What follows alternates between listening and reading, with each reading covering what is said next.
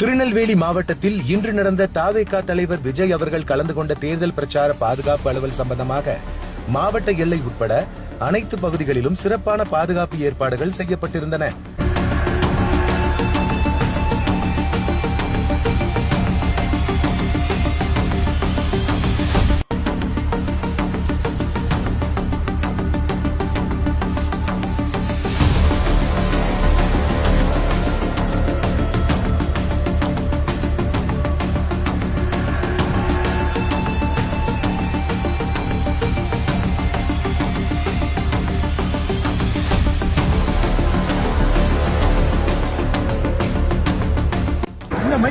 அன்பார்ந்த பெரியவர்களே, காவல்துறையினோட ஒரு அறிவிப்பு. எல்லாருமே வெயில் பயங்கரமா இருக்குது. கொஞ்சம் பின்னாடி நிழல்ல நில்லுங்க.